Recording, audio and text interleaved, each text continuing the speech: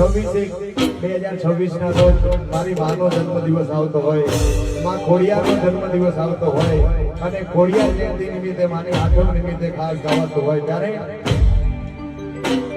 આ દુનિયા સુહરાવે મારી ઓળખ તારે અને વિશ્વાસ રાખો કે તો રામ બને તારે